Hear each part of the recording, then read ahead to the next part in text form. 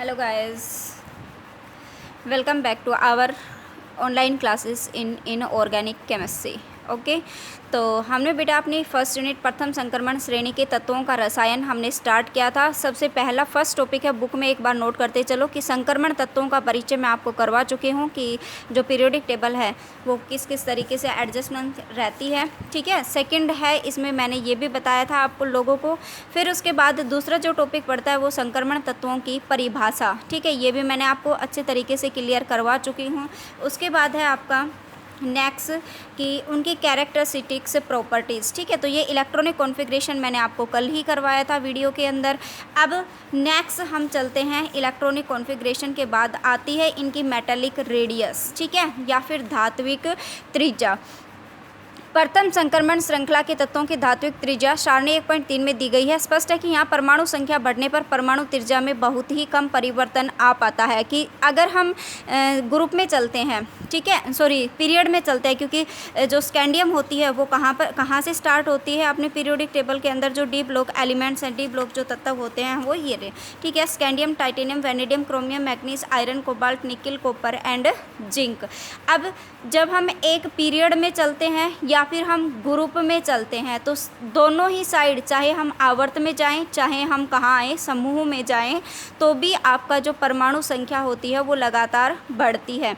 अब अगर मैं फर्स्ट 3D श्रेणी की अगर मैं बात करूं तो स्कैंडियम से टाइटेनियम 21 से फिर 22, 23, 24, 25, 26, 27, 28, 29, 30, तो यहाँ पर जो परमाणु संख्या है वो क्या हो रही है, बढ़ रही है। ठीक है, अब उसके बाद क्या आता है कि अगर और मैं सिंपल पीरियड की बात करूं, पीरियोडिक प्रॉपर्टीज़ में सिंपल आवर्त की अगर मैं बात करूं तो हम ये कहते हैं कि यहाँ जब हम आवर्त में बाएं से दाएं जाते हैं तो आवर्त सारणी के आवर्त में आकार घटता है ना। ग्रुप में क्या होता है, बढ़ता है, और आवर्त में क्या होता है, घटता है। क्यों घटता है? क्योंकि यहाँ पर इफेक्टिव न्यूक्लियर चार्ज, नाभिकीय आवेश बढ़ता है। ठीक है, तो ये कहता है कि यहाँ पर जो परमाणु संख्या है वो लगातार बढ़ती जाती है जब हम आवर्त में जाते हैं। तो यही बता रहा है कि परमाणु संख्या बढ़ने पर परमाणु त्रिज्या में बहुत ही कम परिवर्तन आ पाता है। क्यों आता है? क्योंकि यहाँ पर जब अगर मैं बात करूँ तो जो इलेक्ट्रॉन होता है ना वो 3D ऑर्बिटल में ही प्रवेश करता है, यहाँ पर कोषों की संख्या नहीं बढ़ती। ठीक है, कि एक एक इलेक्ट्रॉन हमने इलेक्ट्रॉनिक कॉन्फ़िगरेशन की बात करी थी तो मैंने बताया था कि हम एक एक इलेक्ट्रॉन हम कहाँ पर बढ़ाते चले जाते हैं, 3D ऑर्बिटल में। कि जैसे यहाँ पर एक था, फिर 2 हो गए, फिर 3 हो गए, फिर 4 हो गए, फिर 5 हो गए, इस तरीके से। तो यहाँ पर कोषों की संख्या नहीं बढ़ती है, मतलब 3D है तो 3D ही रहेगा। कोष कौन से होते हैं? ये 1 2 3 4 नंबर जो आगे लगे हुए होते हैं ऑर्बिटल्स के, वो कोष होते हैं। ठीक है, तो ये कहता है कि यहाँ पर आवर्त में जब हम बाएं से दाएं जाते हैं तो साइज घटता तो है लेकिन इतना परिवर्तन नहीं आता। क्यों नहीं आता? क्योंकि यहाँ पर जब हम आवर्त में जाते हैं तो परमाणु संख्या एक एक नंबर से इंक्रीज होती जाती है, और अगर एक एक नंबर से इंक्रीज होती जाती है तो उसका मतलब क्या हुआ कि यहाँ पर कोषों की संख्या नहीं बढ़ती, केवल हम एक एक इलेक्ट्रॉन ही बढ़ाते चलते हैं। किसमें? 3D कक्षक में। क्लियर है? तो इसकी वजह से इसकी परमाणु त्रिज्या में बहुत ही कम परिवर्तन आ पाता है। नाभिकीय आवेश में वृद्धि, क्योंकि आकार क्यों घटता है? क्योंकि नाभिकीय आवेश में वृद्धि होती है, परमाणु आकार घटाने का प्रयत्न करती है, जबकि अंदर के N-1D कक्षकों में आने वाले इलेक्ट्रॉन बाह्यतम NS2 इलेक्ट्रॉनों पर परिरक्षण प्रभाव के कारण परमाणु आकार को बढ़ाने की चेष्टा करते हैं। एक बात यहाँ से नोट करो कि जो धात्विक त्रिज्या होती है ना, उसको 2 कारक प्रभावित करते हैं, 2 फैक्टर्स अफेक्ट करते हैं। कौन कौन से? पहला तो नाभिकीय आवेश और दूसरा कौन सा है? परिरक्षण प्रभाव। तो नाभिकीय आवेश क्या करेगा कि परमाणु आकार को घटाएगा, क्योंकि हम जनरल अगर आवर्त की बात करते हैं तो जनरल आवर्त में क्या होता है कि जब हम बाएं से दाएं जाते हैं तो आकार घटता है। क्यों घटता है? क्योंकि नाभिकीय आवेश में वृद्धि होती है। ठीक है, लेकिन यहाँ दूसरा इफेक्ट एक और काम कर रहा है। कौन सा फैक्टर? कि परिरक्षण प्रभाव, शील्डिंग इफेक्ट। और वो जो शील्डिंग इफेक्ट है ना, वो परमाणु आकार को बढ़ाने का प्रयत्न करता है। तो अब देखो, बढ़ेगा या फिर घटेगा। तो देखो इलेक्ट्रॉनों की संख्या में एक की वृद्धि होने पर उत्पन्न प्रतिकर्षी बल या फिर परिरक्षण प्रभाव नाभिकीय आवेश में एक की वृद्धि होने पर उत्पन्न प्रतिकर्षी बल नाभिकीय आवेश में एक की वृद्धि होने पर उत्पन्न आकर्षण बल के लगभग 85% भाग को प्रति संतुलित कर देता है, काउंटर बैलेंस करता है। काउंटर बैलेंस का मतलब देखो कि जो एक तो क्या हो रहा है कि नाभिकीय आवेश और दूसरा क्या है, परिरक्षण प्रभाव। ठीक है, एक तो आकार को जो नाभिकीय आवेश है वो तो परमाणु आकार को घटाने का प्रयत्न करते हैं, लेकिन जो परिरक्षण प्रभाव है वो आकार को बढ़ाने का प्रयत्न करते हैं। तो ये कहता है कि दोनों ही साइड इलेक्ट्रॉनों की संख्या में तो वृद्धि होती ही है, क्योंकि हम जब इलेक्ट्रॉनिक कॉन्फ़िगरेशन हमने लिखा था तो 3D में हमने एक एक इलेक्ट्रॉन बढ़ाया था, तो इलेक्ट्रॉनों की संख्या में वृद्धि होती है। तो वो क्या करता है, मतलब बढ़ाना और फिर घटाना। एक परिरक्षण प्रभाव है वो तो बढ़ा रहा है और जो नाभिकीय आवेश है वो आकार को घटा रहा है। तो ये दोनों ही एक दूसरे के प्रभाव को 85% भाग को प्रति संतुलित काउंटर बैलेंस कर देते हैं। मतलब जितना बढ़ा उतना ही घट गया और जितना घटा उतना ही बढ़ गया। तो इसने 85% भाग को काउंटर बैलेंस कर दिया। अगर 100% ये करता तो इसका मतलब कि इनके साइज़ में कोई परिवर्तन नहीं होता, कि जितना बड़ा है उतना ही क्या हो गया, घट गया, जितना प्लस में गया उतना ही माइनस में गया, तो टोटल क्या हो जाता, जीरो की साइज़ में कोई परिवर्तन नहीं आया। लेकिन 85% भाग को काउंटर बैलेंस किया है, 100% भाग को काउंटर बैलेंस नहीं किया, तो इसके साइज़ में परिवर्तन बहुत ही कम हमें देखने को मिलता है। इस प्रकार नाभिकीय आवेश और इलेक्ट्रॉनों की संख्या में एक एक वृद्धि होने पर बाह्यतम इलेक्ट्रॉन पहले से केवल 0.15 अधिक नाभिकीय आवेश द्वारा ही आकर्षित होते हैं। ठीक है, कि एक तो प्रतिकर्षण बल लग रहा है, दूसरा आकर्षण बल लग रहा है। दोनों आपको पता है कि दोनों एक दूसरे के विपरीत होते हैं, कि एक तरफ आकर्षण दूसरी तरफ प्रतिकर्षण। तो आकर्षण को मैं मान लूँ प्लस और प्रतिकर्षण को मैं मान लूँ माइनस, तो दोनों ही क्या हो गया, आपस में बराबर। ठीक है, तो अब देखो उसके बाद लास्ट में क्या कहता है कि एक वर्ग में ऊपर से नीचे आने पर बाह्यतम इलेक्ट्रॉन के लिए n का मान बढ़ता है। जब ग्रुप में हम डाउन द ग्रुप आते हैं तो n का मान बढ़ता है, कोषों की संख्या बढ़ती है। अतः अपेक्षित है कि परमाणु त्रिज्या में भी क्या होगी, वृद्धि होगी। लेकिन एक वर्ग के सभी सदस्यों के लिए यह वृद्धि समान नहीं होती है। कि अगर मैं बात करूं कि यहाँ से पहले तो हमने किसकी बात करी, स्कैंडियम से, और कहाँ तक गए हम, जिंक तक गए। क्लियर है ये पॉइंट, स्कैंडियम से कहाँ तक गए हम, जिंक तक गए। स्कैंडियम से जिंक तक गए तो दो कारक प्रभावित किया उन्होंने, दोनों। कंफ्यूज मत होना कि बुक में बहुत सारा दिया हुआ है तो आप लोग उस चीज़ को लेकर कंफ्यूज हो जाओ, बिल्कुल नहीं होना। मैं एक बार दोबारा से रिपीट कर देती हूँ कि जब हम आवर्त में स्कैंडियम से जब हम जिंक तक जाते हैं तो साइज़ घटना चाहिए। क्यों घटना चाहिए, क्योंकि वहाँ पर नाभिकीय आवेश में वृद्धि होती है। लेकिन यहाँ पर धात्विक त्रिज्या को एक और फैक्टर अफेक्ट करता है, और वो कौन सा है, शिल्डिंग इफेक्ट या फिर परिरक्षण प्रभाव। तो परिरक्षण प्रभाव तो साइज़ को बढ़ाने का प्रयत्न करता है, लेकिन जो नाभिकीय आवेश में वृद्धि है वो आकार को घटाने का प्रयत्न करती है। तो ये दोनों ही नाभिकीय आवेश और परिरक्षण प्रभाव एक दूसरे के प्रभाव को 85% संतुलित कर देते हैं। तो उसके साइज में जो परिवर्तन आ पाता है वो बिल्कुल ही कम आ पाता है। ठीक है, कि स्कैंडियम से जब अगर हम गए तो साइज़ घट रहा है, लेकिन उसके बाद क्या होगा, आगे चलेंगे तो कुछ एक कंपाउंड्स के लिए ये बिल्कुल सामान्य रह जाता है, ना तो घटता है और ना ही बढ़ता है। ठीक है, अब उसके बाद देखो नीचे ये पॉइंट में कहता है कि वर्ग में हम जब ऊपर से नीचे आते हैं तो बाह्यतम इलेक्ट्रॉन के लिए n का मान बढ़ता है। ये क्लियर है कि कोषों की संख्या बढ़ती है, और अगर कोषों की संख्या बढ़ रही है तो इसका मतलब परमाणु त्रिज्या में भी क्या होगी, वृद्धि होगी। लेकिन यहाँ डी ब्लॉक तत्वों के लिए यह वृद्धि समान नहीं होती। पहला ग्रुप कौन सा है, स्कैंडियम, यट्रेबियम, लैंथेनम और एक्टिनियम। अब ये कहते हैं कि द्वितीय और तृतीय संक्रमण श्रृंखलाओं के सदस्यों का त्रिज्या अंतर 0.02 एंगस्ट्रम प्रथम और द्वितीयों के अंदर 0.1 एंगस्ट्रम की तुलना में बहुत कम है। ठीक है, अब ये ऐसा क्यों होता है, क्योंकि लैंथेनाइड कॉन्ट्रैक्शन आ जाता है और एक्टिनाइड कॉन्ट्रैक्शन आ जाता है, जिसकी वजह से इनके साइज़ में जो परिवर्तन होता है वो बहुत कम या फिर ना के बराबर ही होता है, ग्रुप की अगर मैं बात करूँ तो।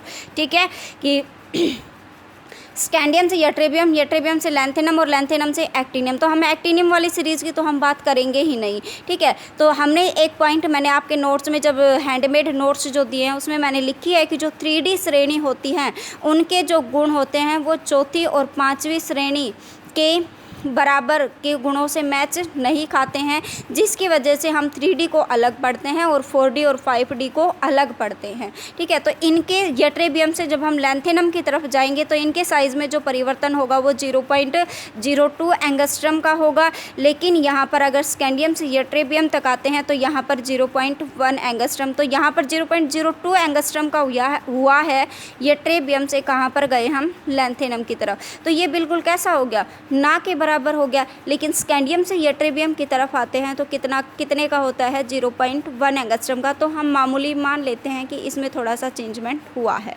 क्लियर हो गया पॉइंट, कंफ्यूज मत होना। मैं दोबारा से बता देती हूँ कि धात्विक त्रिज्या को 2 फैक्टर अफेक्ट करते हैं, एक नाभिकीय आवेश और दूसरा परिरक्षण प्रभाव। ये दोनों एक दूसरे को काउंटर बैलेंस कर देते हैं और कितना भाग करते हैं, 85%। तो इनकी त्रिज्या में जो परिवर्तन आता है वो बहुत 15% के करीब ही आएगा। ठीक है, तो बहुत कम परिवर्तन आ पाता है, साइज़ घटता तो है, लेकिन स्कैंडियम से मैग्नीज तक जाते हैं तो साइज़ घटता है, लेकिन मैग्नीज से फिर आयरन कोबाल्ट निकिल तक जाते हैं तो साइज़ बिल्कुल कांस्टेंट रहता है, ना ही घटता है ना बढ़ता है। लेकिन मैग्नीज के बाद धीरे धीरे बढ़ना शुरू हो जाता है। ठीक है, और वो किसकी वजह से होता है, सील्डिंग इफेक्ट। तो पहले स्कैंडियम से जब हम मैग्नीज तक गए तब तक तो कौन सा फैक्टर अफेक्ट किया, नाभिकीय आवेश, और जब मैग्नीज से आगे गए तो कौन सा फैक्टर अफेक्ट किया, सील्डिंग इफेक्ट, हम यूँ कह सकते हैं। ठीक है, अब उसके बाद जब वर्ग की मैं बात करूँ तो वर्ग में ये आपको क्लियर है कि जब हम वर्ग में ऊपर से नीचे आते हैं तो साइज़ बढ़ता है। क्यों बढ़ता है, क्योंकि यहाँ पर कोषों की संख्या बढ़ती चली जाती है, और अगर कोषों की संख्या बढ़ती चली जाती है तो इसका मतलब साइज़ भी बढ़ता है। तो जो 3D प्रथम संक्रमण श्रेणी होती है उसके गुण द्वितीय और तृतीय संक्रमण श्रेणी के गुणों से मैच नहीं खाते हैं, मेल नहीं खाते हैं, इसलिए हम 3D को तो अलग पढ़ते हैं और उसके बाद लैंथेनम और एक्टिनियम वाली सीरीज़ को, यट्रेबियम और लैंथेनम वाली को, द्वितीय और तृतीय को हम अलग पढ़ते हैं। ठीक है, तो यहाँ से स्कैंडियम से जब यट्रेबियम तक गए तो इनका साइज 0.1 एंगस्ट्रम के करीब बढ़ा, लेकिन यट्रेबियम से जब हम लैंथेनम तक पहुँचे तो इनके साइज़ में 0.02 एंगस्ट्रम, इसका मतलब ना के बराबर ही इसमें चेंजमेंट हुआ है। क्लियर हो गया पॉइंट। दूसरी जो प्रॉपर्टी, तीसरी जो आती है वो क्या है, घनत्व। और घनत्व का, डेंसिटी का आपको फॉर्मूला पता है, रो इज़ इक्वल टू m/v। किसी तत्व का घनत्व उसके परमाणु भार, परमाणु त्रिज्या तथा क्रिस्टल जालक परमाणु की व्यवस्था पर निर्भर करता है कि रो इज़ इक्वल टू m/v। तो rho is directly proportional to m। ठीक है, अगर मास बढ़ता है तो इसका मतलब रो भी बढ़ेगा, डेंसिटी भी बढ़ेगी। और अगर मैं वॉल्यूम से इसको कन्वर्ट करना चाहूँ तो अगर हम ग्रुप में जाते हैं तो साइज़ क्या हो रहा है, घट रहा है। साइज़ अगर घट रहा है तो हम किसी भी परमाणु को एक सॉलिड स्फीयर मानते हैं। सॉलिड स्फीयर न्यूक्लियस से और इसके बीच की जो दूरी होती है वो कितनी होती है, r होती है। तो वो रेडियस अगर कम होगी तो घनत्व बढ़ेगा। ठीक है,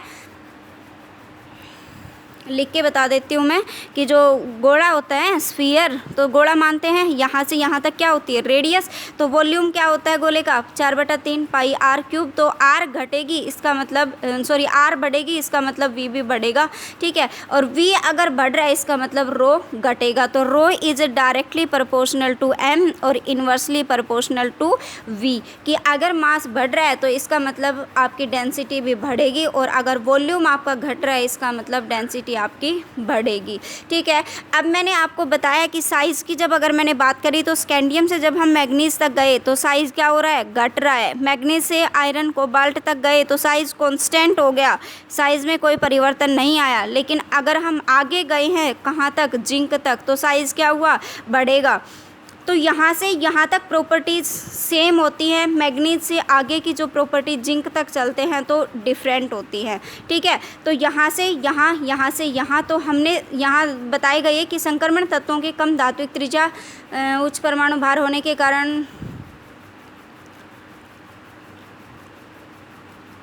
ये देखो ये बता दिया कि एक श्रृंखला में इन तत्वों के घनत्व परमाणु भार बढ़ने पर और परमाणु त्रिज्या घटने पर बढ़ते हैं। क्योंकि r क्या है, यहाँ पर रेडियस है, तो r घटेगी तो वॉल्यूम घटेगा, वॉल्यूम घटेगा तो घनत्व बढ़ेगा। ठीक है, मास बढ़ेगा तो मतलब घनत्व भी बढ़ेगा। लेकिन मैग्नीज का घनत्व उतना नहीं है जितनी की आशा की जाती है। यह मैग्नीज की असाधारण क्रिस्टल संरचना तथा स्थायी अर्ध पूर्ण विन्यास 3D5 के कारण होता है।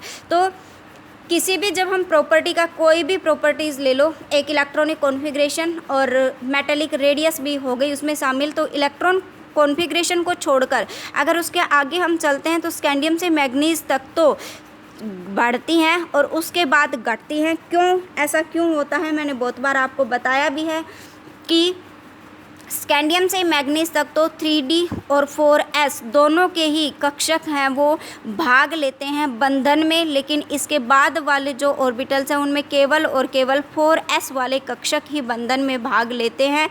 3d वाले इलेक्ट्रॉन बंधन में भाग नहीं लेते, जिसकी वजह से इनकी प्रॉपर्टीज़ में ये चेंजमेंट आता है। ठीक है, तो घनत्व की अगर मैं बात करूँ तो स्कैंडियम से मैग्नीज तक बढ़ता है और उसके बाद फिर घटना शुरू हो जाता है। ठीक है, क्योंकि यहाँ से यहाँ तक गए, इसने क्या बोला, परमाणु त्रिज्या के घटने पर बढ़ता है, तो यहाँ से यहाँ गए तो परमाणु त्रिज्या क्या हुई है, घटेगी, तो यहाँ तक तो बढ़ेगा। और निकिल से जब हम जिंक तक जाएंगे तो यहाँ परमाणु त्रिज्या बढ़ी है, इसका मतलब यहाँ पर घनत्व क्या होगा, घटेगा। क्लियर हो गया यहाँ से पॉइंट। उसके बाद देखो गलनांक, संक्रमण तत्वों के गलनांक व क्वथनांक तथा गलन परमाणुकरण की उष्मा अपेक्षाकृत काफ़ी अधिक होते हैं। क्यों? क्योंकि हम क्या मानते हैं कि जो डी ब्लॉक की जो तत्व होते हैं वो सारे के सारे क्या होते हैं, धातुएं होती हैं, और धातुएं आपस में एक दूसरे से प्रबल आकर्षण बल से बंधे रहते हैं। इसकी वजह से वो कठोर होते हैं, और कठोर होंगे तो उनका गलनांक और क्वथनांक भी क्या होगा, अधिक होगा। परमाणुओं के मध्य जितना सबल धात्विक बंध पाया जाएगा उन्हें तोड़ने के लिए उतनी ही अधिक ऊर्जा का व्यय करना पड़ेगा, कि जितना परमाणु आपस में जितनी प्रबल आकर्षण बल से बंधे रहेंगे उनको तोड़ने के लिए जितनी ही ऊर्जा का खर्च करना पड़ेगा, और इतनी जितनी ऊर्जा लगेगी उनका गलनांक और क्वथनांक उतना ही क्या होगा, ज़्यादा होगा। ठीक है, तो ये देखो कि धात्विक बंध की सबलता स्कैंडियम से क्रोमियम तक बढ़ने के पश्चात घटने लगती है। मैंने बताया कि जितनी भी प्रॉपर्टीज़ होंगी वो कहाँ तक चलेंगी, मैग्नीज तक, कि स्कैंडियम से मैग्नीज तक तो बढ़ता है और उसके बाद घटता है, क्योंकि यहाँ पर जो इलेक्ट्रॉन है वो ज़्यादा हैं और यहाँ पर 4s वाले इलेक्ट्रॉन ही बच गई, 3d वालों ने तो बंधन में भाग लिया ही नहीं, जिसकी वजह से इनकी जो सबलता होती है स्कैंडियम से मैग्नीज तक बंध की सबलता बढ़ेगी, और बंध की अगर स्ट्रोंगनेस बढ़ेगी तो इसका मतलब उसका मेल्टिंग पॉइंट और बॉइलिंग पॉइंट दोनों ही क्या होंगे, हाई होंगे। क्लियर हो गया ये पॉइंट। और उसके बाद 4s वाले इलेक्ट्रॉन ही भाग लेते हैं। 4s वाले इलेक्ट्रॉन अगर भाग लेंगे तो इसका मतलब क्या हुआ कि वहाँ पर केवल और केवल इलेक्ट्रॉन की संख्या कम हो गई, जिसकी वजह से जो बंध की स्ट्रोंगनेस होगी, जो बॉन्ड की स्ट्रोंगनेस होगी वो धीरे धीरे क्या हो जाएगी, कम हो जाएगी। और अगर बॉन्ड की स्ट्रोंगनेस कम होगी तो इसका मतलब उसका मेल्टिंग पॉइंट और बॉइलिंग पॉइंट भी क्या होगा, कम होगा। क्लियर। उसके बाद हार्डनेस एंड मैकेनिकल स्ट्रेंथ, कठोरता और यांत्रिक सामर्थ्यता। तो ये आपको पता ही है कि कठोरता क्यों होती है, क्योंकि इनके जो आपस में जो इलेक्ट्रॉन होते हैं वो बहुत अच्छे तरीके से बंधे होते हैं, और ये धातुओं की प्रॉपर्टीज़ होती हैं कि धातुएं कठोर होती हैं, आघातवर्धनीय होती हैं, इनको पीट पीट कर तार खींचे जा सकते हैं, डक्टाइल होती हैं, है ना, उत्तम यांत्रिक सामर्थ्यता के तत्व हैं। ये मैंने आपको लिखवाया था फर्स्ट ईयर के अंदर। क्लियर है। तो ये देखो धात्विक बंध की सबलता क्रोमियम तक बढ़ने के बाद घटने लगती है, और धातुओं की कठोरता भी और यांत्रिक सामर्थ्यता भी स्कैंडियम से मैग्नीज तक, ये क्रोमियम लिखा हुआ है यहाँ पर मैग्नीज कर लेना आप काट के, ठीक है। तो मैग्नीज तक सेम रहेगी, बढ़ेगी, और मैग्नीज के बाद क्या होता है, फिर घटने लग जाती है, ठीक है।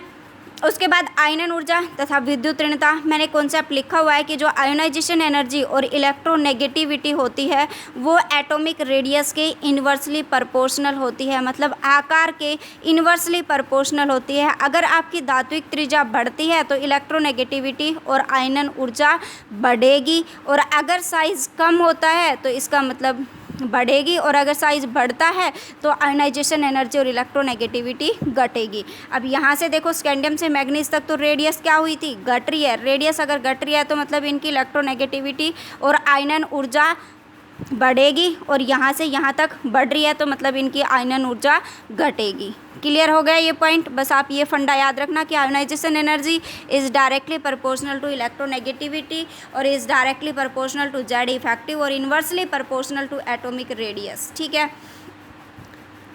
नेक्स्ट है ऑक्सीडेशन स्टेट। ऑक्सीडेशन स्टेट को मैं आपको अच्छे से क्लियर करूँगी क्योंकि इसकी मेन जो प्रॉपर्टी है ना वो ऑक्सीडेशन स्टेट ही है, ठीक है।